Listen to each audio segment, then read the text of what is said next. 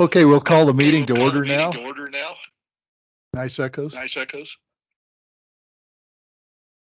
Welling's not on, so no. Chris, I believe that's your microphone that's buzzing. I didn't think my microphone was on. Sorry about that. Problem. I don't have. Okay. Anyway, we'll call to order, and we do have a quorum. And to start with, we'll do some brief introductions. My name is Ed Dills. I'm chairman this year. Move on to Welling. And who do you represent? I represent the town of Rama. Welling Clark, first vice chair, and I represent El Paso County. Roy Rosenthal, Manitou Springs. Chuck Theobald, Colorado Springs. Hallie Standard, Colorado Springs. Gary Sugart, citizen at large. Kathy Heisey, Kelhan. Miley Foster, El Paso County. Judith Rice-Jones, Pikes Peak League of Women Voters. Danelle Miller, transportation planner here at PPACG and also the CAC liaison. Okay. We have some. Ann Esch, I didn't say, but I'm here. Ann Esch from Green Mountain. Green Mountain. Sorry. Okay. And anyone want to go next? Bill, I've got you next on my list, I believe. Chris, are you? Chris Crockett, I represent Kono.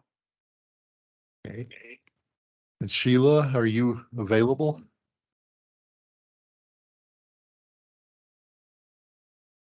Okay, and Summer, I think you're also online. I am Summer with the City of Fountain, Summer Earth Song. Okay, and that's all I'm showing online. Is that correct, Jared? And we have some guests in the audience. We want to thank you for being here and look forward to some of you joining us in the future, possibly. So moving on, we need to have an agenda approval. If I could get a motion to that effect. Welling Clark, motion to approve. In a second. Second. And we have a second. Any discussion? Hearing none, all in favor, say aye. Aye. Aye. Any opposed? And there are none. Okay. Next item on our agenda is the approval of minutes from the last meeting. I wasn't here, so hopefully if there's any discrepancy, it'll be brought up now. Otherwise, we'll accept the motion at this time to accept the minutes as written.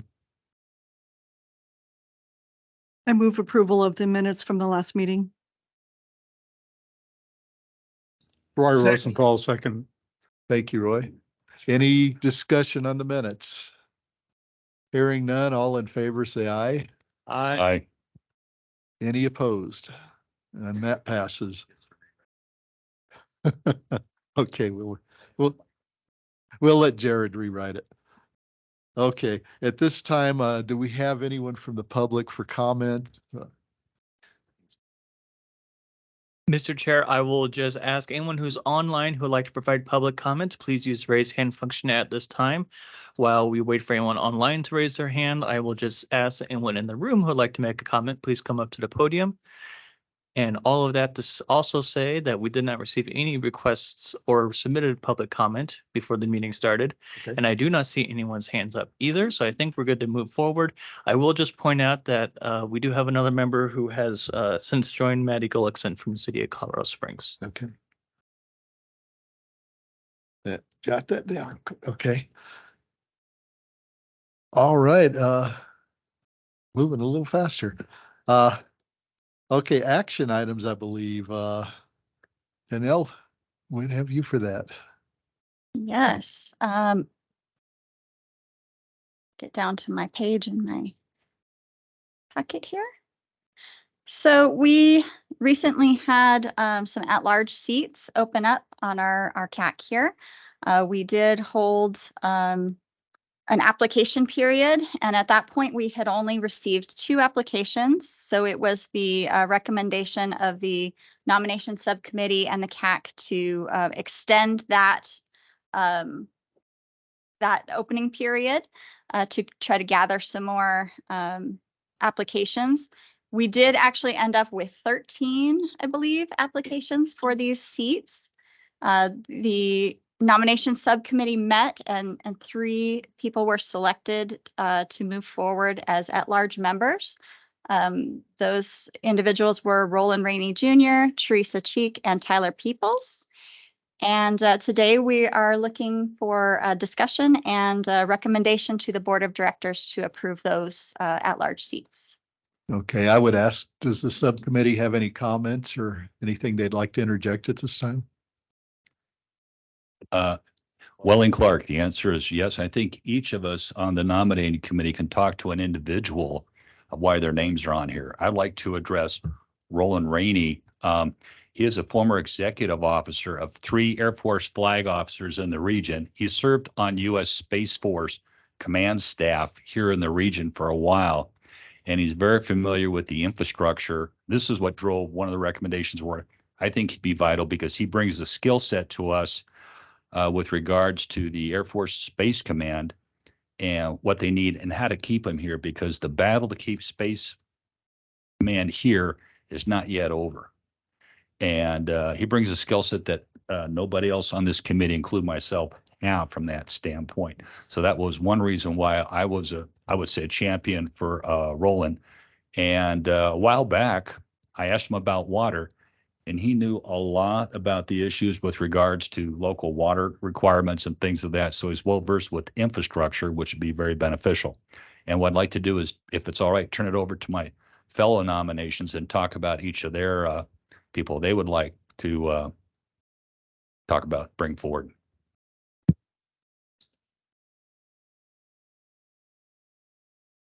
You don't have to go to the extent that Welling did, but if there's anything you'd like to say. Can you turn on your mic?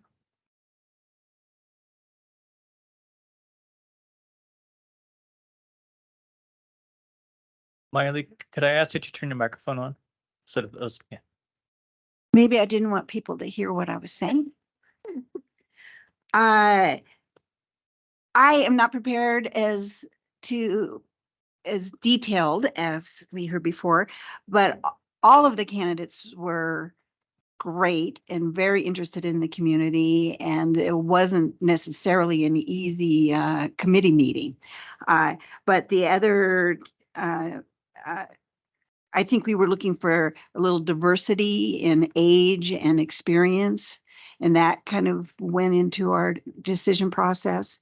And also, you know, enthusiasm and a record of wanting to give back to the community and be an influence for good in the community, which also kind of led to those that were selected. Thank you, Miley. That's well said. Do you have anything, Kathy, that you want to add, or? No, not a lot. I think the third candidate that we haven't addressed, Teresa, is a small business owner, lives in the unincorporated southern part of El Paso County, and so brings a perspective, from that arena. We did have good candidates. I was pleased to see that we had as many people apply as we did. It was good to not say, okay, we've got, 3 openings and we've got three people that are willing to do it. So having the interest in the process is encouraging, I feel. And so I will move approval of these nominations. Welling Clark, second. Okay, we have a motion and a second. I was going to say we're open for discussion. Go ahead. Can you give us any background on Tyler? What did he do? Where does he live? Yeah, can the subcommittee do anything on that, or? Sorry,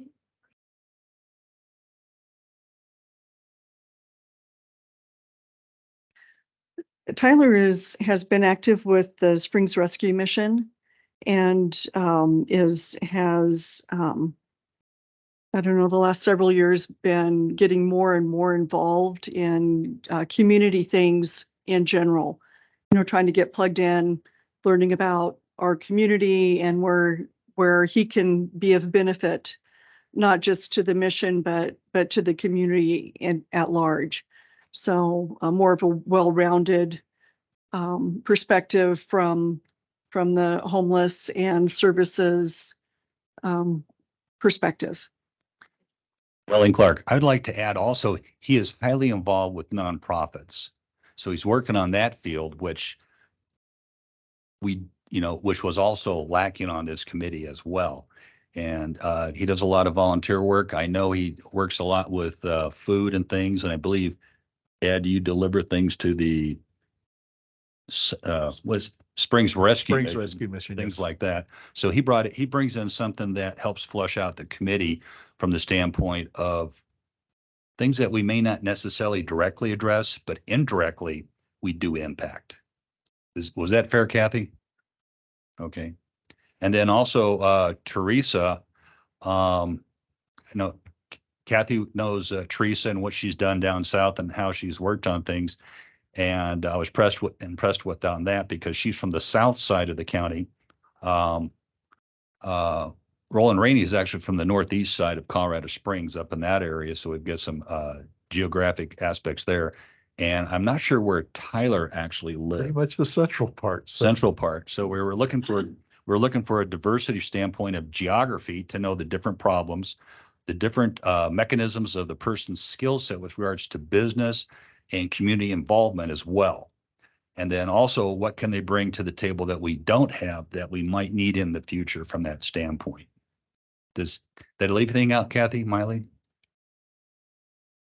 Oh, you guys left me out to dry. Well, I want to thank the three of you for putting in the hours and the work. You did a great job. And we obviously have a motion and a second open for discussion.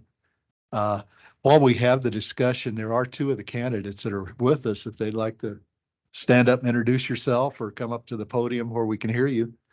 Roland, Teresa, if you. I did speak with Tyler this morning, and he's one of the few of us that's working today. Good afternoon, everyone. My name is Teresa Cheek. I do live in the southeast part of El Paso County in the unincorporated part. I've lived there for over 30 years. I am a small business person. I just recently acquired the business, so I'm a new business owner, and I bring all of those aspects to here. I don't have a lot of experience at this level, and I'm looking forward to learning from you all how to do this. Thank you. Thank you. Don't worry, Roland, there's no questions. Thank you. So thank you very much. I'm excited to be here, and thanks for the overview of my background there. So I'm Roland Rainey from the Northeast side. Been living there for about 18 years now. Heavily involved in our city. I'm so blessed to be here, living here, and just donating all of my time and energies and talents into what was mentioned earlier. Robust background, of course, across the military spectrum. I was in the Air Force, then lead in the Space Force, executive officer for many of those leaders. And I still stay in contact with a lot of them. So I have a great understanding of where they're driving the Space Force, Space Command as a whole. So I'm looking to bring a lot of that, hopefully here to the board and or the committee, and just excited to be here. I noticed you didn't mention your association with the Denver Broncos, so. Didn't mention that, so I'll mention that. Let me bring that up. Okay, thank you. So I do have a part-time job, and I work for the Denver Broncos. So if you want to talk about that offline, I'm good. Thank you. That's a whole nother conversation. And I need full-time help. Chris, I think you have a question online. I do. First, I wanted to welcome the Roland and Teresa. Very glad to see you here. And I also wanted to offer my thank you to the committee that read the 13 nominations. That is a very helpful thing to have a subcommittee do that work. And I just wanted to say I appreciate that. I did have a point of clarification. These are 3 at-large Colorado Springs, City of Colorado Springs at-large position seats. Is that correct? These are at large within the larger region. Oh, okay. So they can be from anywhere. Gotcha. So are we still missing people from the City of Colorado Springs, or has that been handled? We've got all three reps. Great. Okay, Correct. thank you very much. Okay, any other questions? And we still have feedback for some reason. Okay, hearing none. No, hearing no other questions, at this time, all in favor of moving these on, say aye. We've had a motion and a second already. Aye. Aye. Aye. Any opposed? And there are none. Okay, Danielle, you're up again. All right, thank you. And those will move on to the board. The board of directors has to formally approve those. That will Correct. be done the 11th of October. And then we will officially add them to the roster for next month. Moving on to action item 5B, the financial plan for the 2050 Long Range Transportation Plan. I'm going to open up my stuff again quickly. Okay, so the 2050 Long Range Transportation Plan is a pretty large effort. And so as part of that effort, we kind of wanted to break up some of the early pieces and bring those through the committees, make sure that those pieces were in fairly solid state before we get too far down the road. One of those is the financial plan, which was developed in-house by staff, working with the local jurisdictions, and we also consulted some local experts as well. So in this case, we talked quite a bit with Dr. Tatiana Bailey, who does some economy work in the region and has been around for quite a while. This particular document is federally required as part of the Long Range Transportation Plan. And that's because basically the LRTP can't promise to the public projects that we can't, that go beyond the amount of funding that we can reasonably expect in this region over the course of the LRTP. And so we really wanted to develop this early so that we could identify all of the pieces of funding so that when our jurisdictions go to put in projects, and eventually develop that project list, we know what numbers we're shooting for. And so we're bringing that financial plan here for you all today for review. And if you notice any errors or gaps that might be in that document, and then what we're asking for is a recommendation to the board to approve that financial plan for integration into the larger LRTP. And happy to answer any questions, of course, at this time. And John is here as our phone friend in case I can't answer anything. And John loves to answer questions. Miley Foster, El Paso County. Are there in particular some things you'd like to point out to us that are unusual or different? Or certainly we can. Sometimes I forget that not everybody sees the same things I do, and not everybody, has has been looking at this same document for 2 months. So just looking a little bit at the financial plan, it walks through here are the funding sources that come into our region on a regular basis for transportation funding and in particular capital projects.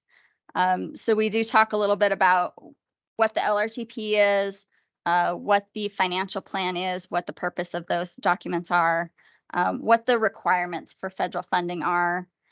So for example, any project within our region that gets federal funding and is regionally significant should be identified in the Long Range Transportation Plan. So that's part of why we put this document together. We talk a little bit about the revenue sources. So if you've come to these meetings and heard us talking about how we're going to, PPACG is going to allocate funding to like the STP Metro funding or the TAP funding or the Carbon Reduction Program funding. Those are some of our funding sources that come through PPACG. PPACG administers the process to allocate those funds. So us as staff, we don't actually do the deciding necessarily on those projects. That's a function of our committees, and our Transportation Advisory Committee, this committee, and our board. But there are those funding sources that come through us. Notably, if you look on page, let me see here, page 9, right down at the bottom, the amount of funding that we have that comes through us, both state and federal, compared to the local funding through the PPRTA, pretty small in comparison to PPRTA funding. So that's something that's, I think, a real benefit to the community, but something that's kind of outside of the scope of what we see here at CAC. And then this document goes into a little bit of how we came up with the numbers that we're going to be looking at. So we talk a little bit about inflation. How is the world and inflation going to impact our jurisdiction's ability to pay for projects in the future? We also talk a little bit about revenue growth, and we have an expectation of some revenue growth based on past history that we've talked through with data-driven economic strategies, which is Dr. Bailey's consulting firm now. And then we also talk a little bit about operations and maintenance. We don't get into that a whole lot in the LRTP, but we are required to show that in our financial plan and our LRTP, because there is an expectation from the federal government that the jurisdictions have to be able to maintain the infrastructure. Obviously, nobody wants to invest money into creating new roads or creating new lanes or creating new services if the existing infrastructure is not being maintained, and if those new infrastructure facilities aren't maintained. So there are quite a few numbers and things in here that hopefully support that Janelle, kind of information. Yes.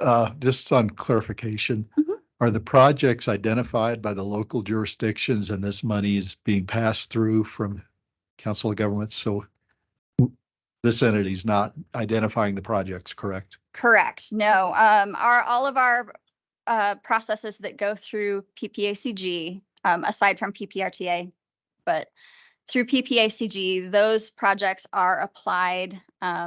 They submit them from the jurisdictions, and the jurisdictions come up with their own project list, their own projects. There is a scoring mechanism that they go through, but ultimately the TAC has a selection workshop and picks those projects, and then they come Just wanted to through. be clear on that. Yep, there is a public comment period, of course. So there are levels of review, but the initial projects are developed by the individual jurisdictions. Okay, thank you. Finally, did that cover all your questions? Yes, and also I wanted to thank you for putting a whole page of acronyms. And I've actually heard of some of these before and wondered what they meant, so I appreciate that. Any other questions in the room here? I'm curious if 50 years ago there were comparable estimates and how correct they ended up being.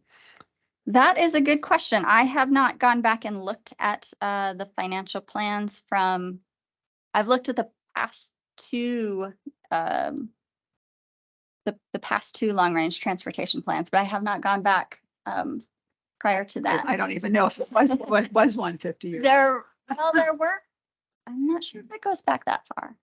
So my first experience with PPACG was I served on the ICE-T committee, Mhm. and that was back in 1991. The fun thing there was funds for trails, and there were funds for historic preservation, which I don't think there are anymore, but They're kind of lumped into, they're eligible projects under different funding sources. and recently in the last couple of years, and there seems to be a lot of money that's come in unexpectedly for infrastructure from the federal government. Is that kind of a thing that you can count on in the future? There is, so we went back and looked at the last bring up the page so I don't get it wrong. We went back to, for the last 20 years-ish, of federal transportation funding bills. So Safety Lou and MAP 21 and FAST and IIJA, which are the actual names are there on your screen.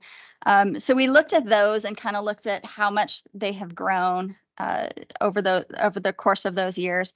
And we kind of came up with an estimate of assuming a growth of 10% for every 5 years. And tried to be conservative with that assumption because, again, you don't want to overpromise. Anyone online? Oh, Chris, go ahead. Sorry, trying to unmute.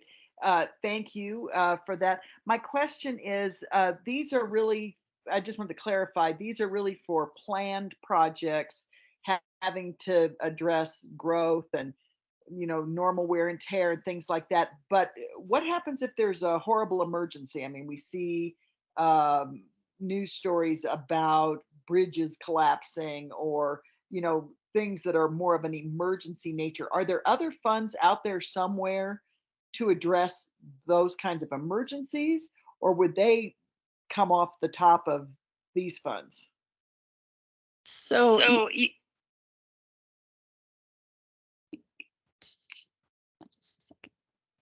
yep. Okay. So you're correct. These are our dollars for planning. So we're not actually promising that these projects that are in the LRTP actually get delivered in the timeline. It is a plan. Things do change, and we do redo this LRTP in 5 years. So it's not a thing that sits on the shelf for the full 25-year horizon. We do redo that project redo that LRTP every 5 years. There are certainly different funding sources available for emergency purposes. There are also other fund sources that aren't necessarily reflected in this financial plan that individual jurisdictions could go after. But PPACG isn't really involved in that, so they're not necessarily reflected in our financial plan. But there are, for instance, Colorado Springs has gotten a rail grant, or there's some other kinds of grants that are available that that folks could go after as well. I'm showing a person online. I think your name is Jennifer. So, Mr. Chair, we will plan on doing that after the member discussion. We'll do it as a public comment. Yes, I was going to say, if you can hold your question, because I'm not sure. I can't really read all your names, so I apologize, but we will have public comment after the board here has opportunity to speak. Okay, Welling, I think you have a question. And more of a, not necessarily, well, it is a question, but in a way, if I look at this from a 30,000 foot, you are required to, one, have a long range transportation and a long range plan overall. Two, you also have the requirement to establish expected funding. And if I'm wrong, correct me, this is my interpretation. So what you're doing here is going back as far as you can with the documentation you have and what you would expect to see in the future so you can plan the projects accordingly. And that's where our PPACG board, this is where my inference comes in, then sees what we can afford, what we have, and they can prioritize the projects. Correct. Is that a fair statement of what this document is about? Yes. So based on historical information, we're projecting out what our expected funding would be for the next 25 years. Well, 2025 through 2050. Yes.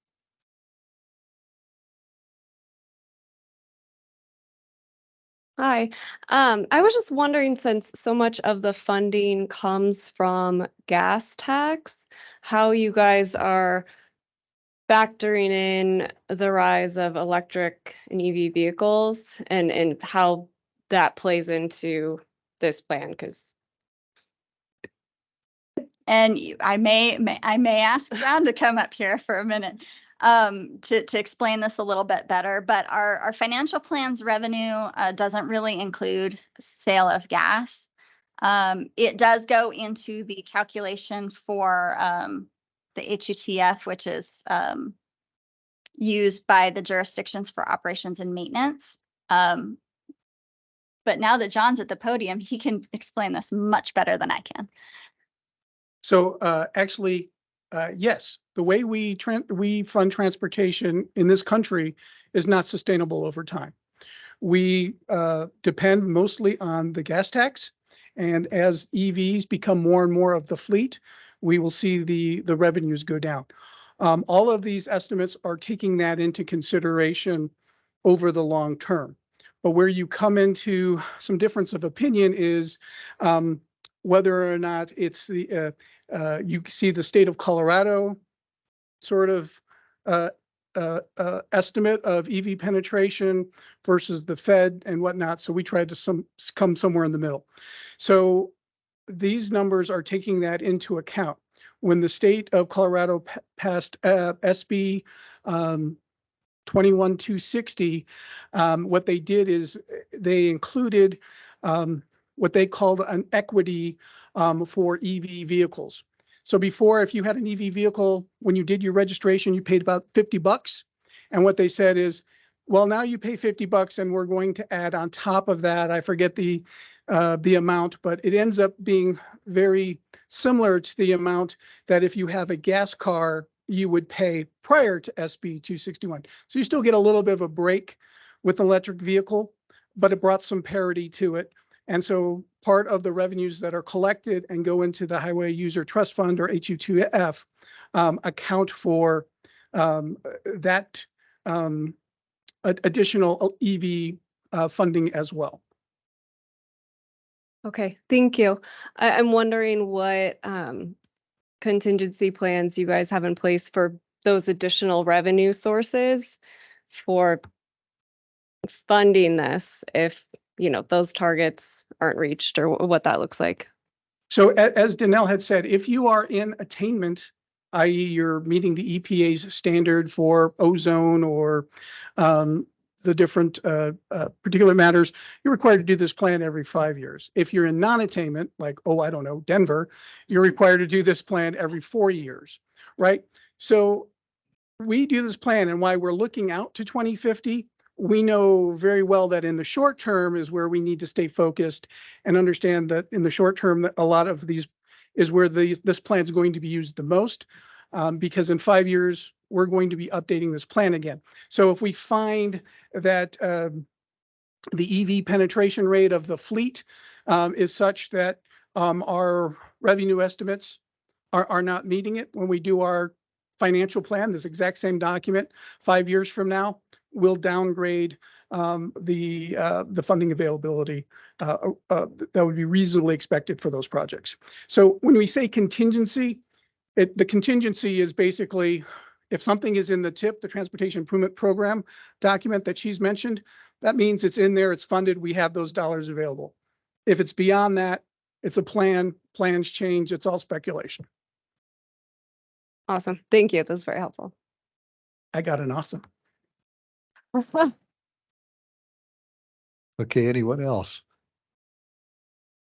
And I don't see anyone else online, so Danelle, do we need a motion for acceptance on your presentation?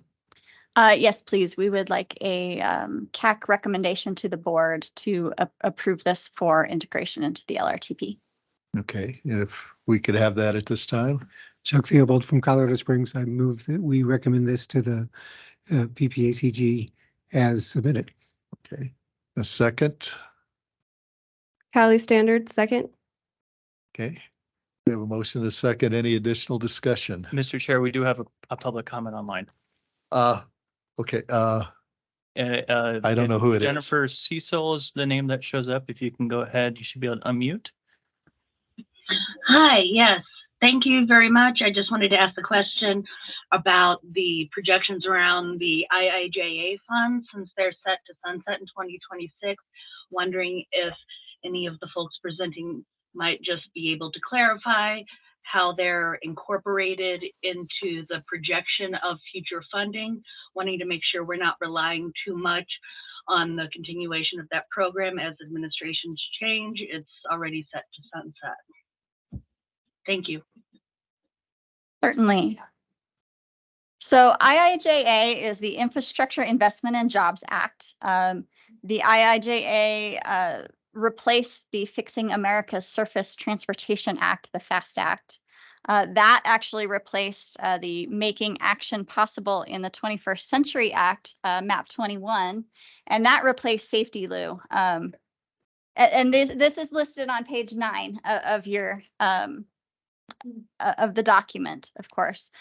So we did, understanding that the IIJA will sunset, we did look back at the past history of those other legislations that supported or that put funding towards transportation and tried to perhaps not be quite as, there was a lot of growth from some of these legislations to the next.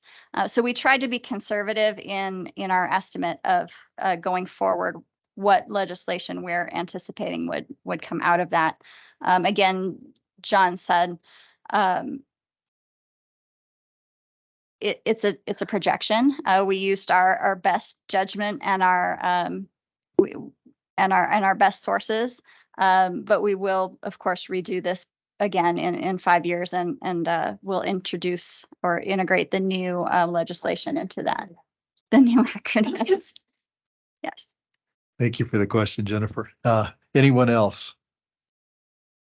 Anyone online? I'm not seeing any. So at this time, all in favor of passing this on to the board? Say aye. Aye. Hi. Any opposed? And I hear none. Okay, the overview for the CAC focus, Danelle, are you handling that or is Jared? I forgot to ask. I can start that and I will phone a friend as needed, perhaps frequently. Probably both.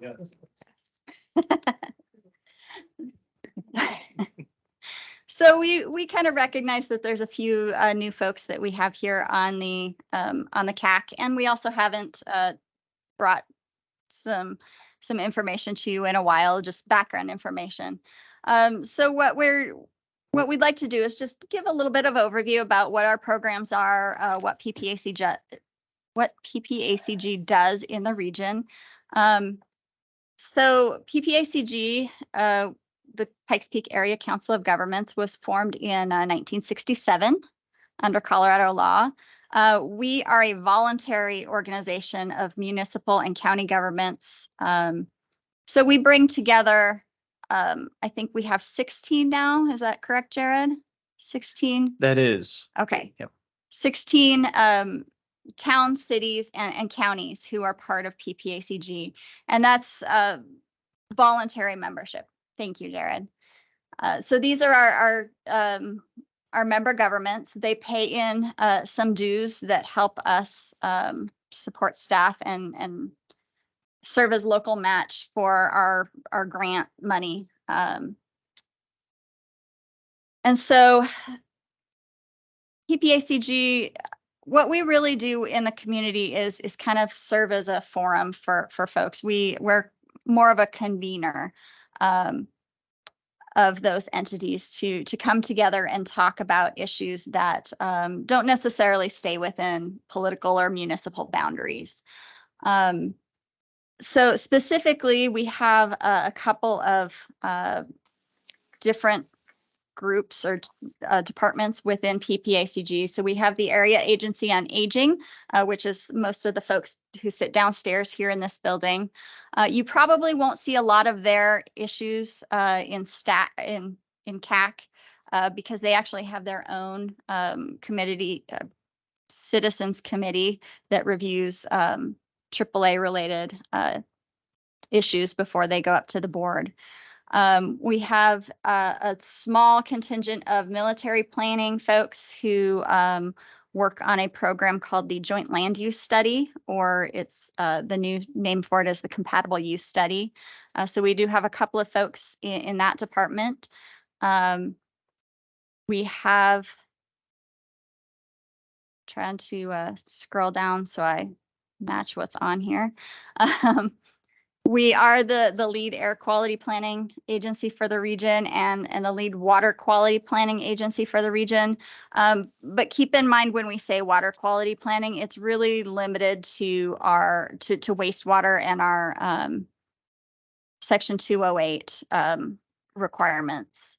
And then in addition, the part that I sit in, we have a transportation planning department, and we are, PPACG is the designated metropolitan planning organization for the Colorado Springs urbanized area.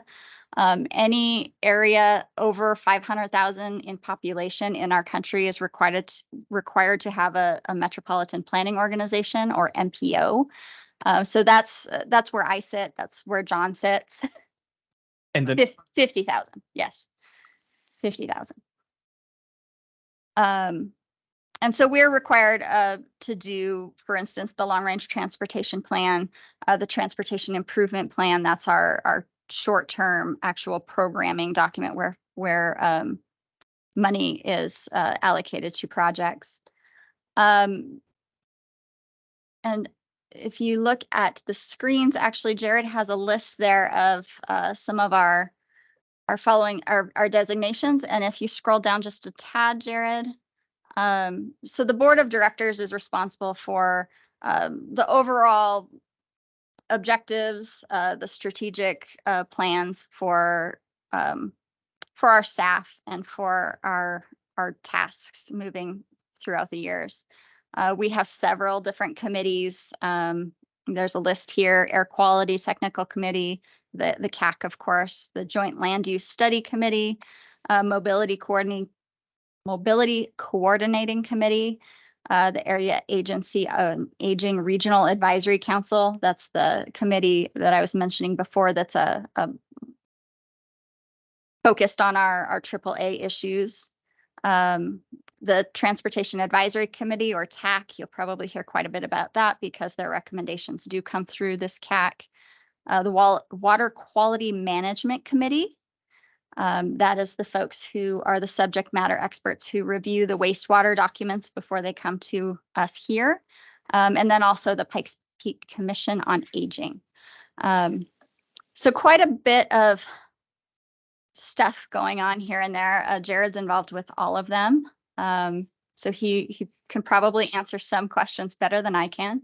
Yeah. So basically, we as CAC, what we have as our agenda is determined by what the board has you present for us. We don't determine, correct? Correct. So the board really puts together our goals, our objectives, our strategic plan. I did include a link to the current strategic plan in the memo. If you want, or if you're interested in that, if you want to go out and look at what our current goals and objectives are as staff. And then individually, for instance, our transportation group, we also have that unified planning work program that came through CAC, I believe last month.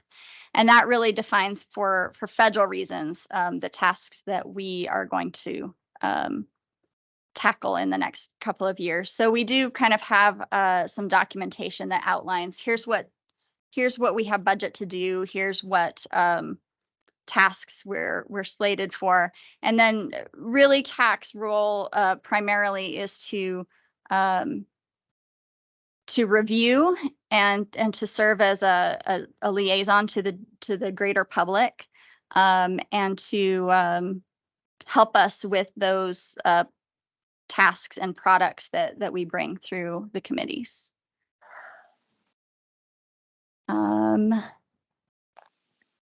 Any other questions while I'm pausing here to think? Miley, you're smiling. You got a question?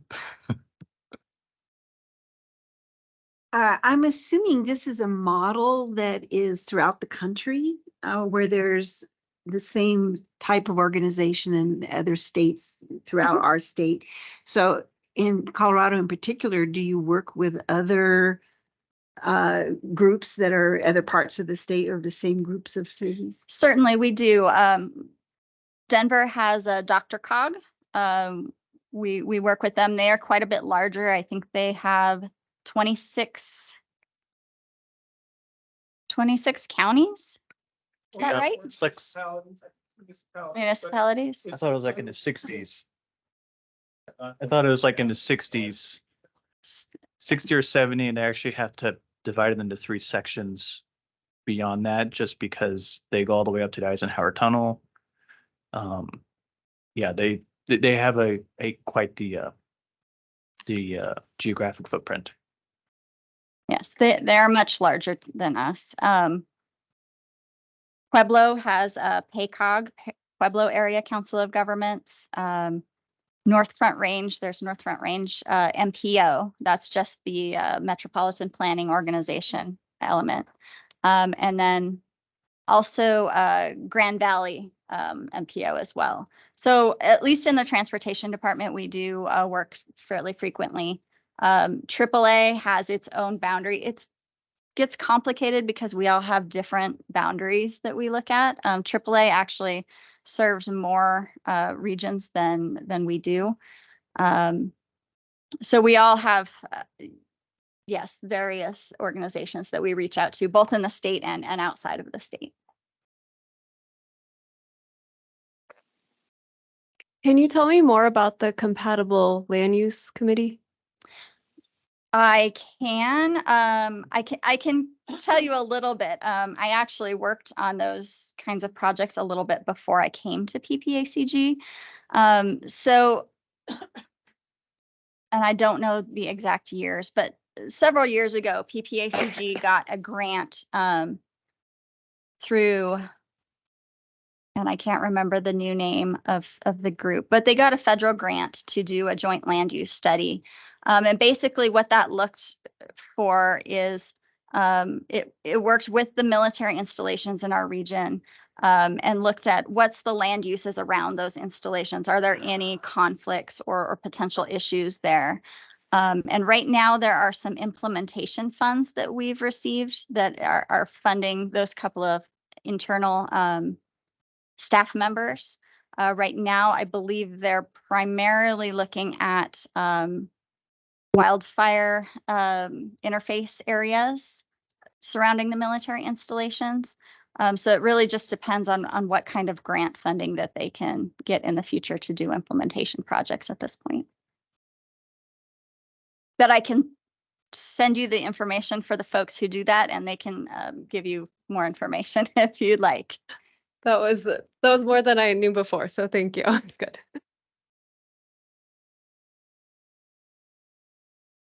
Jared, are you getting ready to comment or? Sorry, we're just looking up some supporting materials. The only thing I would add, and Danelle did a fantastic job, is we, as a being a volunteer organization, we don't have any enforcement ability. And so what that means is that anything that is collaborative decided upon still has to be approved by any jurisdictions decide to do it. For example, there was a project that actually went through the process on our end, and then ultimately the governing body of the jurisdiction decided not to do it. And so it came back to us, we reallocated and went back from there. That's the most recent example I can think of something to where we convene, but it's really, we bring the people together and bring them to a big table, and then they kind of figure it out from there. We support whatever they decide to do, but ultimately, like I said, our enforcement ability is nothing. Have a question on jurisdiction. How far down does that go? Obviously, city, county. Do we get into school districts or anything of that nature? We do not. I will say the Pueblo Area Council of Governments is unique in that they do have a metro district as part of their structure. The nature of being voluntary is that while there is a lot of overlap between what a lot of councils of governments do across the country, each one is unique in that it's up to the membership. For example, some of them are managed economic development districts. We do not. We have the Area Agency on Aging in our building, but some, and that's a common function, but not all councils of governments fulfill that function. We're obviously unique in our military planning, just because with 5 military installations in the region, not every installation has that by any means. So it really does stay at the county municipal level. Obviously, there are a number of special districts and metropolitan districts that provide services. We tie into them mostly through our water quality management committee, just because a lot of them are doing the wastewater projects that require the permitting under Section 208. And so that's where we get involved.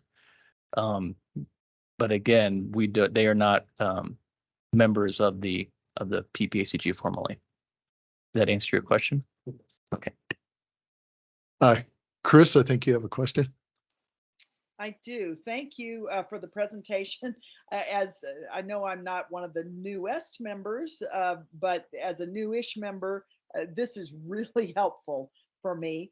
Two questions. First of all, is this packet of materials about the PPACG, is it something that is in hard copy form, or is it just produced electronically? I would love to be able to have one in hand to share with people who ask, what is the PPACG? Because this really outlines it, I think, very, very well. And then my second question is, as part of reviewing these materials, it made me think about some things we had done in the past, and I went online and on the PPACG website, I saw that the archived materials, we don't have any CAC materials archived since sometime in 2022. And even the board's archived materials, I only see them for a few months in 2023, although I did find where our minutes hang with those, and that kind of helped me out a little bit. But is that an area that we are no longer going to be putting information into the archived spot on our website? So that's 100% on my end. And so that's a transition thing, just because accordion's, the way that's structured, is not ADA friendly.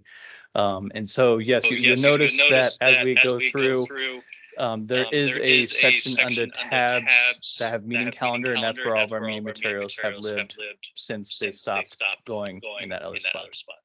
And on tabs, I'm sorry, I'm not sure where that is. Is that in the PPACG website? Yes. Yes. Okay, I will look for that there. And then my other question was about whether or not this overview document is a really document, or is it just online? We can certainly print that. Well, that's okay. I can print it. I just thought if you already had, I'd come down and say hello and thank you. But I can print it myself, especially now that I can find it in tabs. Okay, thank you.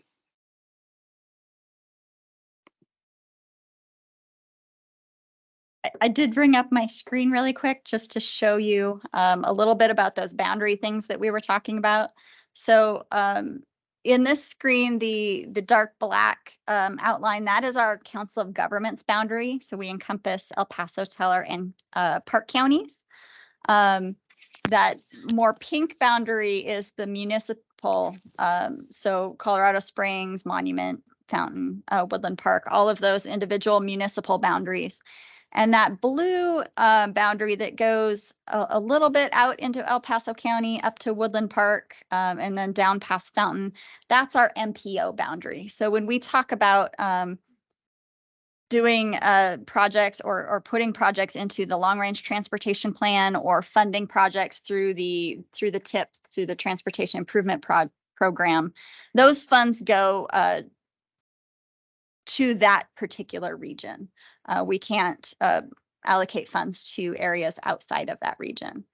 And then this guy right here, this shows a little bit about the different transportation planning regions throughout the state of Colorado. And so you can see Pikes Peak right there in the transportation planning region #1. But all of our folks that are in more rural El Paso County and Teller and Park are actually part of TPR 14. That's the Central Front Range TPR. And so they also have different pots of funding, and they can apply for certain funding, but that project or that process is run by CDOT, not by us. Okay, Quelling has a comment. Yes, actually, I asked for this briefing just to help clarify things of what we do, what's our swim lane and what's not, because I know a lot of people are coming up with some really good ideas and they may or may not fall in here. And I've got something from a friend who used to serve on a school board, and it was about safe routes to school for kids. It was mostly grants. And we were talking and she asked, can PPACG help? Well, I've engaged PPACG, found out it's not necessarily in their bailiwick.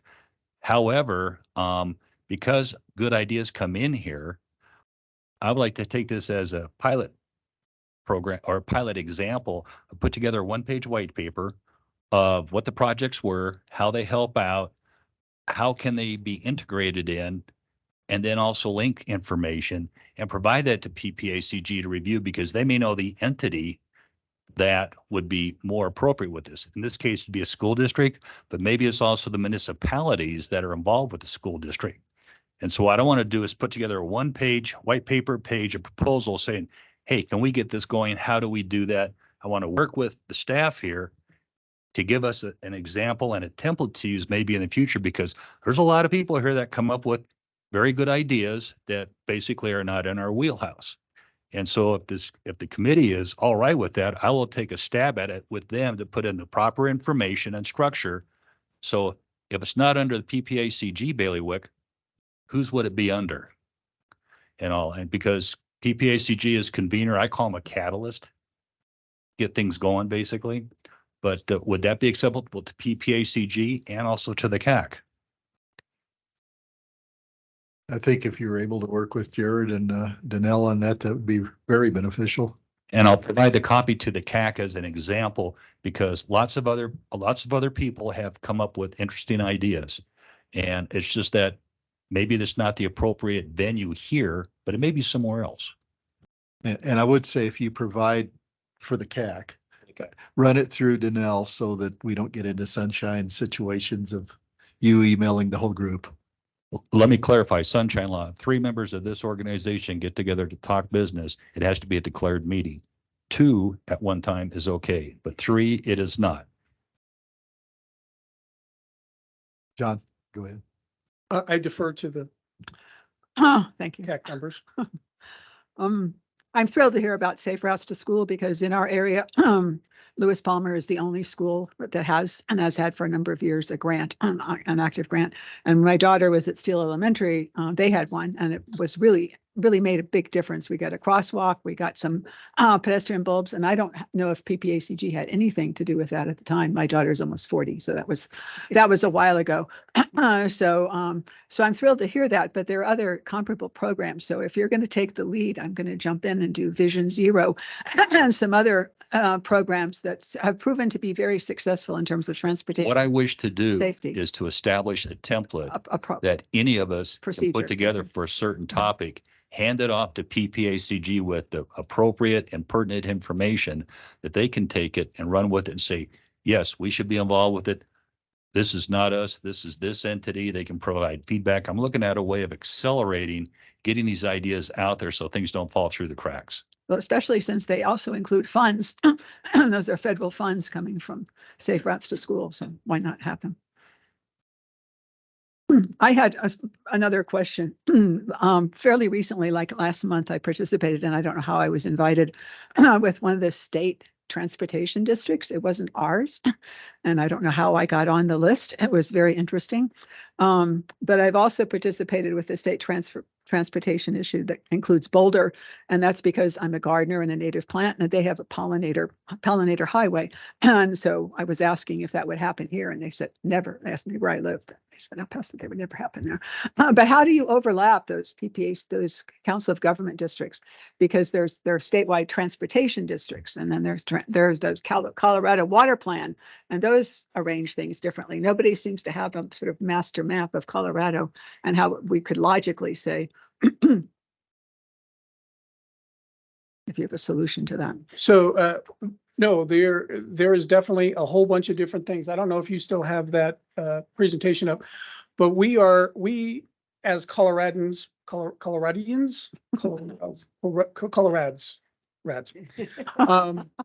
we are divvied up a whole lot of different ways. And I think part of that dilutes what when we have conversations. I don't think that anyone had the foresight to do it on purpose, but it does have the impact of that. So of the different things, there's a Colorado Transportation District, right?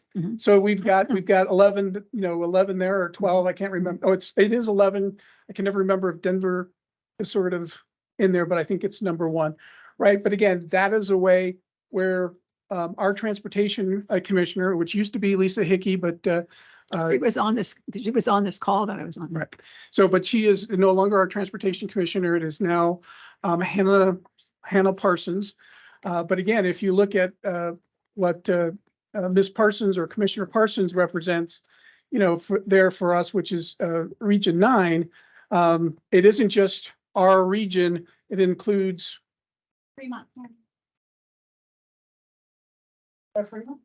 It includes Fremont County. So we don't have the ability to sort of say, hey, this is the way we want you to vote. Our vote is sort of split up. Pueblo, on the other hand, right? They've got the transportation commissioner in 10, right? But they've got a lot more pull there, and that commissioner always seems to come from there. If you go down one more, Danelle, this is another way we're divvied up. CDOT regions, right? So this is when we divvy up transportation funding, it goes to the Regional Priority Program, or RPP funds, right? That gets divvied up a different way. And again, we sit in different geographies. So it's hard for us to get a synergy of, hey, let's all vote a certain way, because we've been put into some different buckets. So all of a sudden, when I show up to say something, right, am I talking for, when I say we want this, the first thing they say is, who is we? So, and then if you look the next one down, Danelle, and this is the transportation planning agencies. This is equivalent to sort of the COG, right? So now we're in number 4, and you can see it's our 3 counties, but now there's a different sort of geographic distribution. So it's hard to come up with, I don't know the word I'm looking for, but alliances and things, right?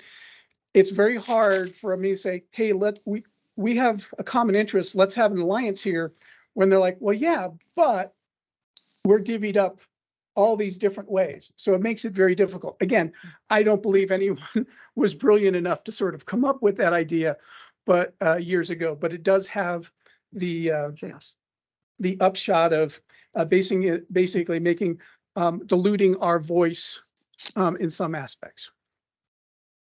I just wanted to comment. What you just described, sir, kind of reminds me of, I'm in the city of Colorado Springs. I'm in El Paso County. I have a House rep. I have a Senate rep. I have a county commissioner. It's kind of the same boat in a way. Yes, because you also have a transportation commissioner, and you have your council of governments executive director, which is Andy Gunning. You have all these people who are representing you, but when you come and you sort of chat with them and you say, hey, this is what we're looking at, they have their attention divided quite a different number of ways. So there's no cohesion and all the fragmentation. So we try, but again, it's very hard to build those coalitions given the landscape that we're in. You've done a good job. Right. So if I might just circle back to the paper, I think that's the reason I came up here. Right. I don't remember as well as I used to. But yeah, I think that's fine, as long as there is an understanding that because a white paper is generated, it doesn't mean that, well, it'll be acted on only in that the minimum action could be we just pass it along to somebody else, right? We have certain, and I think I don't need to go over this again, but Danelle and Jared did a great job. There are certain things that we have authority for, and there's certain things that we do not have the authority for. There are other things that by agreement, authority from another entity could transfer to us, but there are other things that are not allowed to be transferred. And it has to be the entity as mentioned in the controlling statute that handles those things. Sometime when you guys have a very light agenda, we'll put 20 minutes on and I can give you the chinchilla talk. But until then, I think Danelle and Jared have handled it very well. But just so you know, there are things that we're going to say, yeah, we don't own any property. We can't build a bridge. We don't have authority for that, and we can pass it on to the folks that do. Well, when I was speaking with Welling, I got the interpretation that it'd give you the opportunity to disseminate the best entity for it to go. And that's why I think it's a good idea. Yep, happy to do that. Oh, and there's a 3D evil eye. You can show them that. This particular graphic kind of shows you all of the different things that are in play within the region.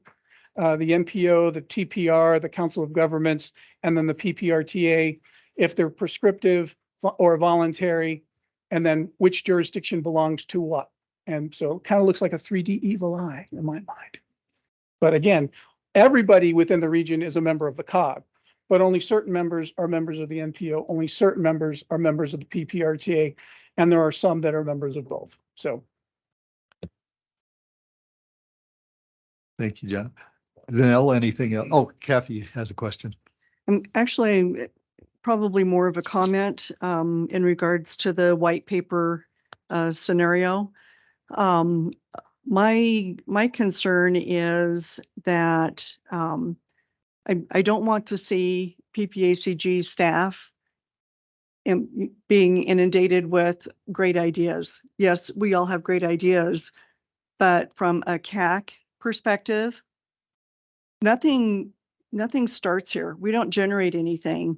We are looking as a citizen's perspective on things that have gone through technical committees that have had the reviews. They've done, whatever their technical expertise is with that. It comes to us, we look at it from a citizen's perspective and say, what does that look like for us? How does it impact us? Have they looked at it from this perspective? And then even after that, we are recommending, we're not approving anything. And so I guess I would like to, I understand, the concept, put the information together, submit it to staff. But I would say, let's do a little bit of our own homework first. Using the safe routes to school example that, Welling had. And that's been mentioned, it's at several of our meetings. I did a Google search here a couple of meetings ago. There's a great website. It's administered by Colorado DOT. It's got contact information. They administer the program. Let's go to that contact person and say, if it's something we're passionate about, get a hold of where that program is administered or where it starts, or with somebody that has the ability to get you involved in the beginning step, rather than trying to get something heard here at a level where we're doing a review and we're recommending something, rather than trying to initiate a process or adding more work to the PPACG staff that, maybe they've already looked at it. If you don't find information, fine, ask the question, but, can it be can you point me in the right direction, rather than, let's have you do a bunch of legwork that maybe doesn't really fall in your wheelhouse. It's a good concept, but I think we need to use caution in how much we actually kick over to staff to do that research. Yeah. Not to put words in Welling's mouth, but the way I interpreted what he is proposing is someone do the research instead of just emailing staff. I think right now they get emails, can you do this, do that? And obviously, if somebody would take the time to do the research and say, here's a good idea, here's the following people that I've contacted, and where should we go with this? I think that would probably be Danelle, speak up if I'm wrong, but that's why I understood it. And that's why I was open to Welling presenting it further, because I think instead of us just sending an email to Danelle or Jared saying, hey, here's my idea, do this with no backup to it. Well, that throws everything on them to do and they don't have time. But if we say, well, I'm not going to use safe schools, but say we got some project and I've contacted the following people. Who should this go to? Should it go to the city? Should it go to the county? How should we do this? Then they would have the opportunity to say, well, it should go here or here. Or they might even say, this is something we can keep in house and take to the board. And correct me if I'm wrong, Welling, but that's the way I understood what you told me. Part of the reason is staff gets lots of input from lots of different entities, and they don't have time to do the research. And so the intent of a white paper is if someone has an idea to put something together, to research it where the points are and everything, and to give like an executive summary so you can quickly read it within a matter of minutes. Yes, we should be involved. No, it's this entity right here, and it can get shot off and can also be made available to anybody of interest. But it's basically to prevent the staff, because I've seen some of the emails they get left and right, and they get a shotgun amount of ideas. And the emphasis here is to help expedite it and speed it up so they spend a minimum amount of time not ignoring emails, but actually answering them. And when I found out I had something like this at my neighborhood organization, when I had people do this, it really cut down the what ifs, and I got people to really think about what they were asking and presenting. And if it was a good idea, you want to pass it on anyway.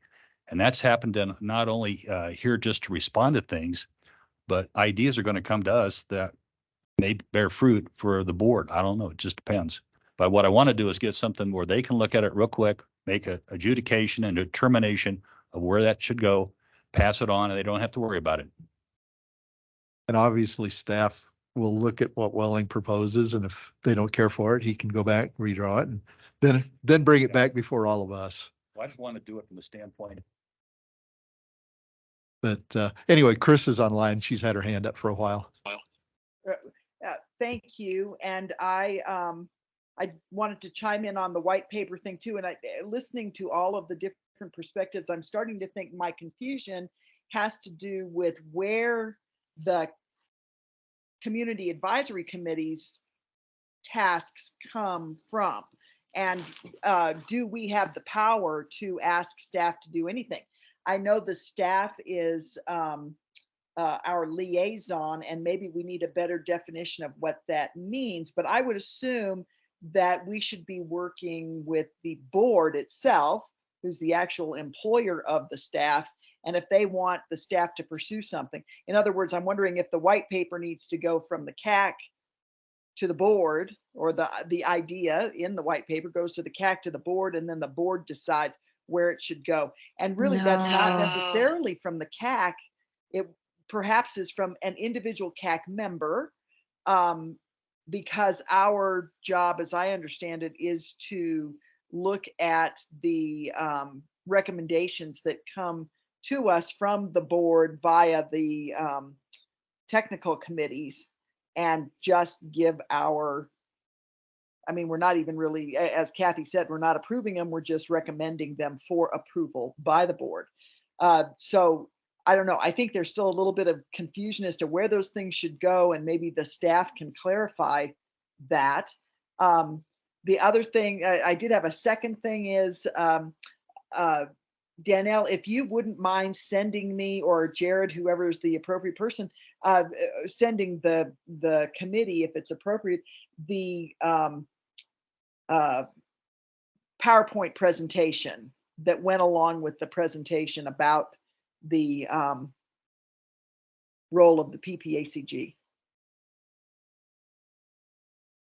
Yeah, and Chris, I think some of these things do not go to the board directly. That's why we were proposing the white paper go to staff. Staff can determine if it should go to the board to come back to us to look at, or if it should go to the city, county, et cetera. Okay.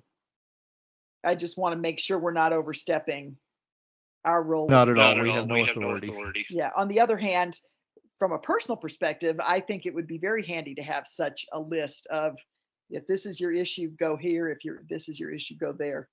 From a personal standpoint, that'd be great. I just don't want to overburden the staff if that's not our role. Understood. And Danelle, Jared, you want to comment? Or John? Somebody's gonna walk to the podium. We're all drawing straws over here. I'll start, but everyone else jump in as well. I think whoever comes up with that, I live in this district, or my address is XYZ, and therefore here's all the special districts and municipalities and counties and everything else, will be a millionaire if they can come up with that. Here's my address, here's all the things that I fit into. Because I just know I just moved. I think I'm in school district 3 now, but I'm not 100% sure. And I don't have kids, so that's why I don't know. And this is coming from someone like, I've been here for a year, figuring out the air quality stuff. We just went through a whole bunch of water quality stuff a couple of months ago, and learning all the different procedures on how the Water Quality Control Division, one specific division or commission at the state level, how they specifically operate, what their timeline is, when stuff comes up, is like I said, it's a lot to keep track of.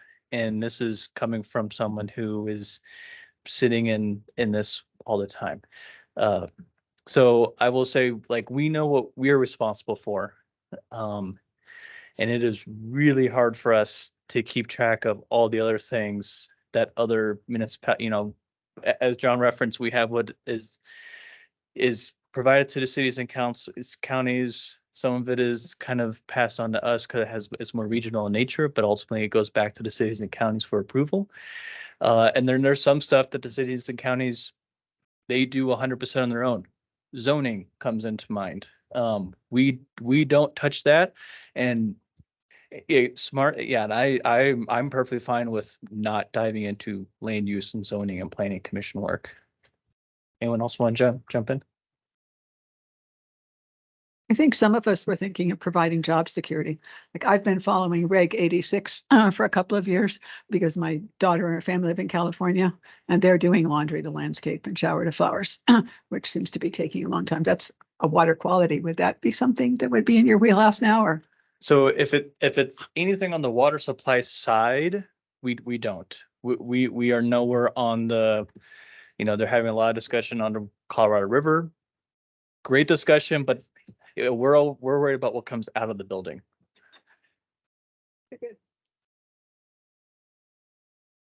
I just wanted to point out, there's been a gentleman back there waving his hand. Do you have a question? Well, not a question. Or a comment?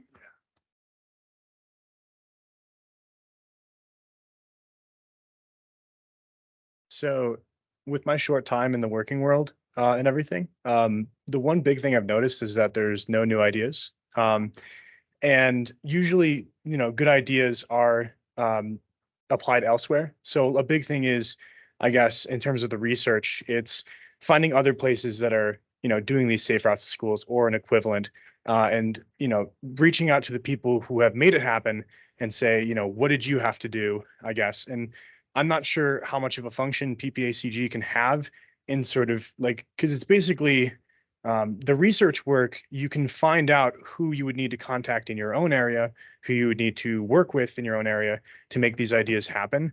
And I think in a way it's sort of, it would be difficult, like Jared said, the idea of like I guess as individuals might have an idea of who to contact, but again, that can be found out through people or areas or organizations that have made these ideas happen before. So that's my comment.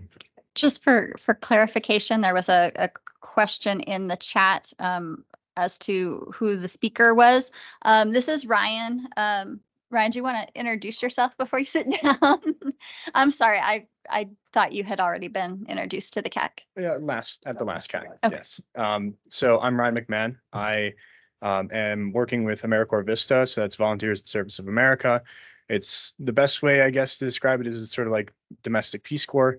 But I've been here at PPACG for about 5 weeks now. I think this is my 5th week. Yeah, I've been working with sort of the transportation department in the realm of traffic safety, and also working to sort of revitalize Drive Smart as an organization under PPACG.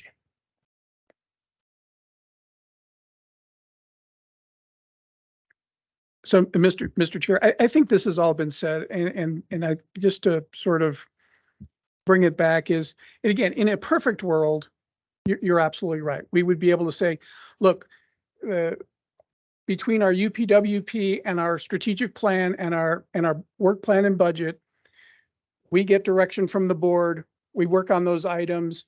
We bring those items here. You provide your input, and then they move back onto the board. And in a perfect world, that's all we would do. However, it's been my experience. Sometimes it's not that cut and dry. And if someone says, "Hey, but did you think of this? And did you think of that?"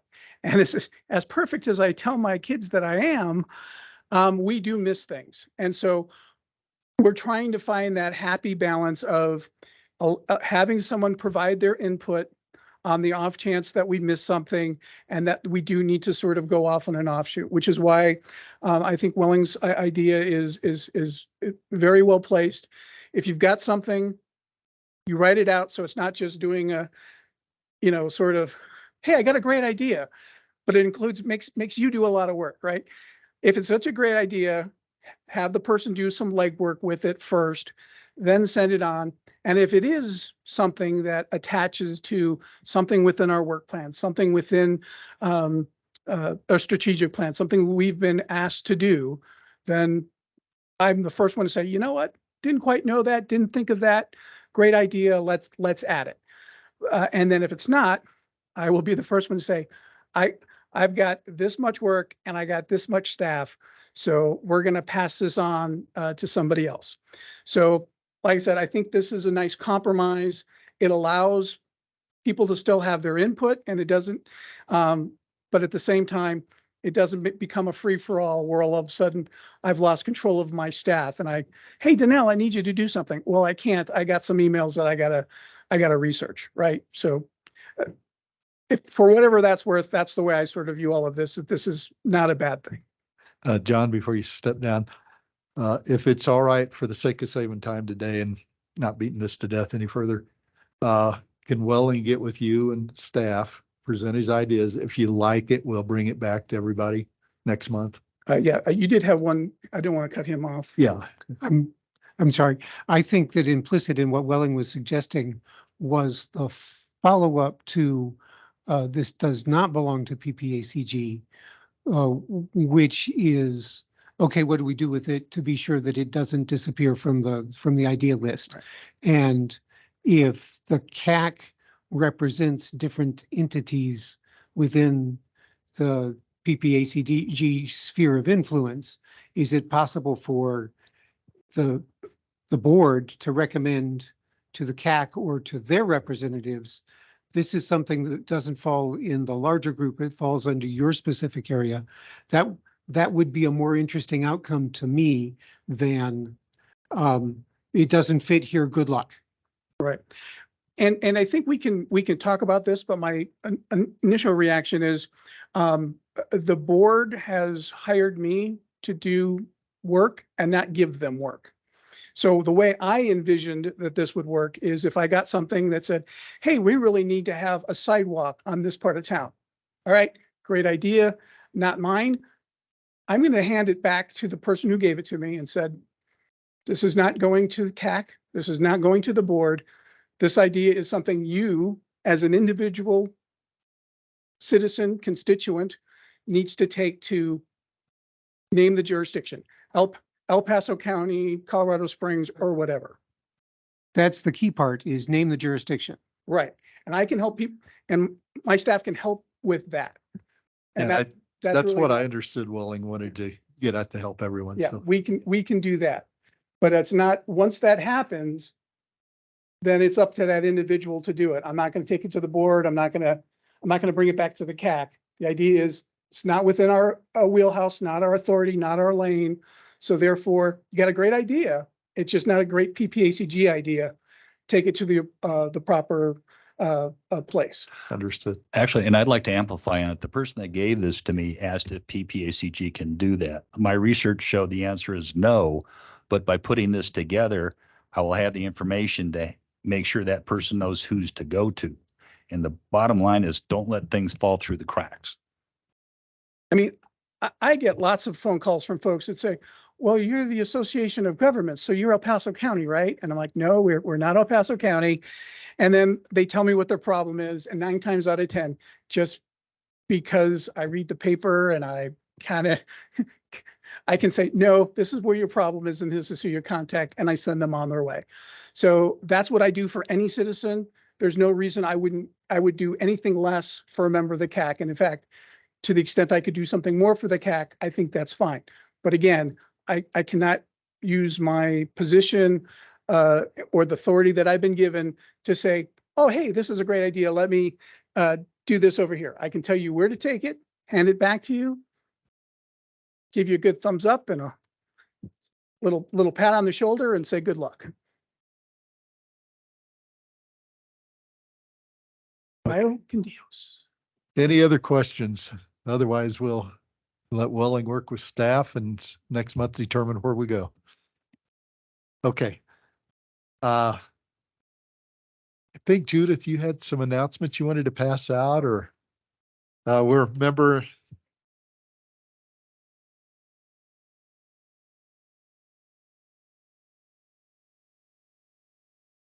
Yes, sharing information from the National League of Women Voters about transportation and air quality. I'm sorry, I brought handouts. We aren't usually this many people. I think I only brought 10, but I think you said you could email it to everybody, take a picture and email it to everyone. Thank you.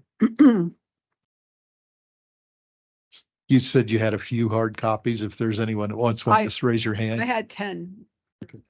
Okay. Yeah, if anybody wants a copy, just raise your hand and Jared will get it to you.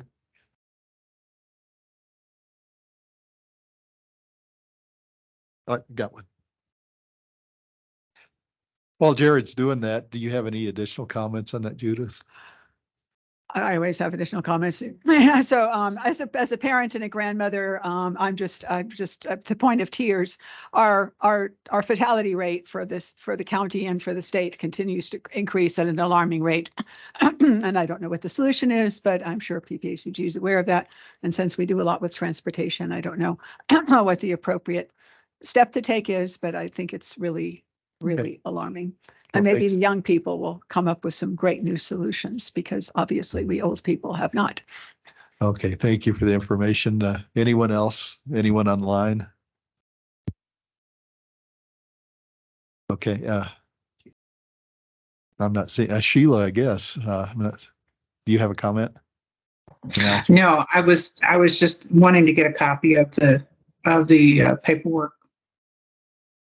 Jared, you have her email? Yeah, we can scan it and send it.